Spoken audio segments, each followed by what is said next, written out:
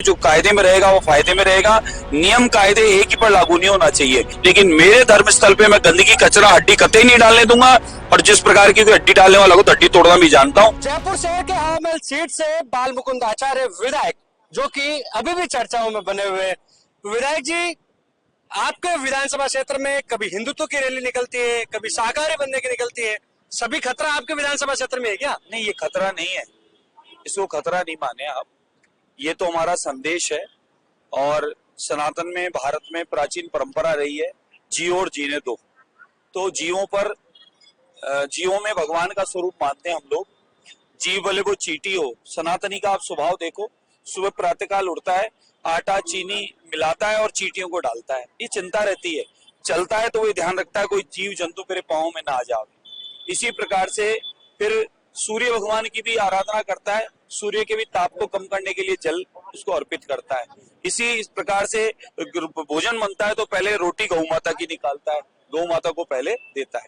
ये तो हमारे सनातनियों की परंपरा है, इसीलिए भारत को विश्व गुरु कहा जाता है।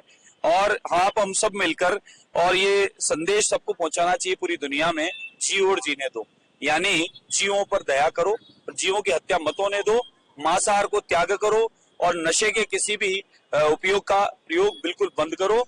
नशा और मांसाहार दोनों ही शरीर का शत्रु है, इससे दूर रहना चाहिए और जीवों पर दया करनी चाहिए। मीट की दुकानें और बुच्चड़ खानों पर आपने एक्शन लिया था जब विधायक बनते ही, अभी भी चल रहे हो? मैंने सबसे पहली मांग ये की थी कि बिना लाइसेंस के, बिना नियम कायदे के और खुले में जीव जंतु को लाके काट कर जो बेच रहे हैं, जिससे वहां का माहौल खराब हो रहा है, वहां मंदिर में जाने वालों को तकलीफ होती है, वहां कुत्ते बैठे होते हैं, आने आने स्कूल के बच्चों को वो परेशान कर रहे हैं, माता बहनों पर झपट्टा मार देते हैं, तो वो सारे भेद होने चाहिए, नियम से होनी चाहिए। मैंने आवाज उठाई तो एक साथ 2-2,500 दुकानें बंद हो गई। क्यों? लाइसेंस थे नहीं। और आज भी निरंतर हम ये मांग भी करते आ रहे हैं, अधिकारी को निर्देशित करते आ रहे हैं। 2 दिन पहले भी मीटिंग में नगर निगम में देके आया हूं मैं लेटर कि अवैध रूप से जितने भी बूचड़ खाने हैं वो चलने ही नहीं दूंगा। और 4-5 दिन पहले भी हमने, हमारे कार्यकर्ताओं ने पर्सनली रात को जाके चेक किया और एक ट्रक में 3 गौ माता को हमने बचाया है, 3 गौ माता को हमने बचाया है। इसलिए हम तो देखिए जीव हत्या के खिलाफ हैं। ठीक है, कानून नियम है तो नियम से काम करो, बिना नियम के काम नहीं करने देंगे। गाय पर राजनीति होती है, लेकिन गाय को राजस्थान में कब दर्जा मिला है, दिलाएंगे आप? भारत में भी राष्ट्र माता का दर्जा मिलेगा और राजस्थान में भी राज्य माता का, गौ माता को दर्जा मिलेगा, जल्दी मिलने वाला है। महाराष्ट्र सरकार को धन्यवाद देता हूँ, महाराष्ट्र से अलग प्रारंभ हुई है। ये मांग राजस्थान से की गई थी, प्रथम राजस्थान से हुई थी, लेकिन कांग्रेस का काल था, सुनवाई हुई नहीं। लेकिन अब मुझे पूर्णतः विश्वास है अब गौ माता को राज्य माता का दर्जा राजस्थान में जल्दी मिलने वाला है। आप रोहिंग्या की बात करते हो, बांग्लादेश की बात करते हो, आपकी सरकार है, फिर कैसे वो पनाह ले रहे हैं यहाँ पर? हमारी सरकार है, इसीलिए इन लोगों पर हम बात करने लगे हैं और कंट्रोल करने लगे हैं। आप सोचें, जब कांग्रेस की तो हमारी बात सुनता कौन था, हमारी बात का महत्व कहाँ था। ये हमारी सरकार आने से पिछले 8-9 महीने से आदरणीय मुख्यमंत्री भजनलाल शर्मा साहब के नेतृत्व में जिस प्रकार से ऐतिहासिक काम हो रहे हैं, उसी क्रम में ये मानो कि जगह जगह छापामारी करके भाजपा के हम कार्यकर्ता मानो या सरकार के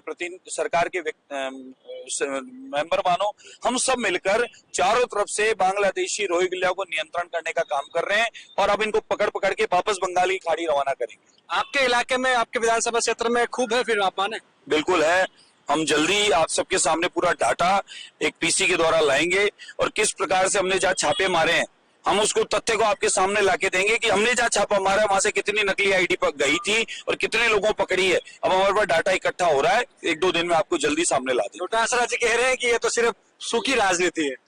डोटासरा जी सही कह रहे हैं, क्योंकि अब डोटासरा जी के पास पहुंच गया है वो फंदा जिसमें उन्होंने पेपर लीक माफिया जिसे हम कह रहे थे, वो कहीं ना कहीं वो है। अभी तो देखिए धीरे धीरे बहुत कुछ सामने आने वाला है। डोटासरा जी का विचलित होना स्वाभाविक है, क्योंकि पिछले 5 साल में जिस प्रकार के ऐसे कर्म किए उन्होंने, जिसकी वजह से युवाओं के भविष्य से लेके सरकार, अनगिनत सरकार की वजह से युवाओं के साथ में पूरे प्रदेश को पीछे धकेल दिया गया। तो अब वो सारी चीजें उनके एक एक परत खुलती जा रही है, तो इसलिए वो विचलित और परेशान है और जो सच्चाई सामने आएगी वो उससे घबराए हुए हैं। आप सनातनी विधायक हो, लेकिन क्या आपका सॉफ्ट टारगेट मुस्लिम है? नहीं, इस भारत में रहने वाला प्रत्येक नागरिक हमारा परिवार का सदस्य है। इस भारतवर्ष में रहने वाला प्रत्येक जाति धर्म का आदमी हमारा परिवार का सदस्य है और हमें कभी भी किसी से इस प्रकार की कोई भेद नहीं रखते। बस खाली है कि जो कायदे में रहेगा वो फायदे में रहेगा। नियम कायदे एक ही पर लागू नहीं होना चाहिए। सनातनी नियम कायदे से रहे और वहां पर 4 बेगम 36 बच्चे की इजाजत हो। सनातनी हम एक हमारे दो में संतुष्टि रहे, वह टैक्स भी देवे, नियम कायदे से भी रहे, और दूसरा आदमी न नियम कायदा माने न टैक्स पे ही बने और भारत में रहकर भारत विरोधी गतिविधि करे, वो हमारे खिलाफ, हम उसके खिलाफ हैं। बाकी जो रहने वाले भारत के वो सारे परिवार के सदस्य हैं, वो हिंदू हो कि मुस्लिम हो या ईसाई हो, सब परिवार के लोग हैं। अल्पसंख्यक लोग कह रहे हैं कि जो बवाली बाबा थे अब वो नफरती बाबा बन गए। नहीं नहीं, वो गलत कह रहे हैं। वो लोग वो कर रहे हैं जो वाकई में नफरत का काम करते थे। आप मानिए जो जितने मैंने मंदिर ढूंढे, उन मंदिरों के ऊपर हड्डियां, मांस, कचरा, गंदगी ढूंढी, क्या वो सही है? वो सही है? आपसे पूछ रहा हूं मैं, बिल्कुल गलत है। आप सोचिए, मैं किसी मस्जिद पे, मकबरे पे, मजार पे गंदगी की हो मैंने आज तक, तो मुझे टारगेट करे। मैं सब धर्मस्थलों की आदर करता हूं, सम्मान करता हूं, लेकिन मेरे धर्मस्थल पे मैं गंदगी, कचरा, हड्डी कतई नहीं डालने दूंगा। और जिस प्रकार की कोई हड्डी डालने वाला हो तो हड्डी तोड़ना भी जानता हूं, लेकिन मेरे क्षेत्र में, मेरे देवी देवताओं पे, मेरे अध्यात्म पे किसी भी प्रकार की कोई भी गंदगी कभी भी नहीं करने दूंगा। कोई भी व्यक्ति हो सामने वाला, बाकी तो सारे हमारे परिवार के लोग हैं, सब लोग परिवार की तरह रहते हैं। आदरणीय प्रधान सेवक आदरणीय मोदी जी ने जो नारा दे रखा है उस पर हम सब अमल कर रहे हैं। सबका साथ, सबका विश्वास जीतकर, सबके प्रयास के साथ इस भारत का विकास, और उसी काम को हम सब मिलकर कर रहे हैं। अंतिम सवाल रहेगा कि आप वक्फ बोर्ड की बात करते हो, लेकिन देवस्थान बोर्ड 5 साल से कोई खैर खबर नहीं है। अब तो भाजपा की सरकार भी आ गई। बिल्कुल, अब तो देखिए, वक्फ बोर्ड के और मुस्लिम लॉ बोर्ड के अनगिनत कृत्य ऐसे आए हैं जिससे मुस्लिम समाज खुद दुखी है। मुस्लिम समाज खुद आके डाटा बता गया है कि ये जमीनें बेची जा रही है, जमीनों पर कब्जा हो रहा है, अनैतिक तरीके से इन जमीनों को काम में लिया जा रहा है। अब रही बात देवस्थान की, देवस्थान विभाग में पिछले 5 साल नहीं हुआ है, मानता हूं मैं बात को, क्योंकि मैं स्वयं आध्यात्मिक वातावरण में रहता हूं दिन रात। अब लेकिन देवस्थान में अनगिनत काम हो रहे हैं, अनगिनत योजनाएं आ रही है, देवस्थान की भर्तियां भी आ रही है।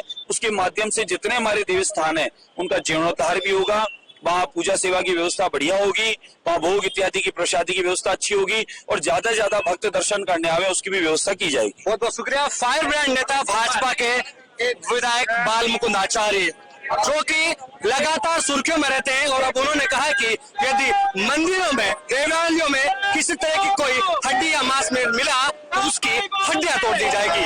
कैमरा सहयोगी मनोज के साथ विशाल शर्मा, जयपुर, राजस्थान तक।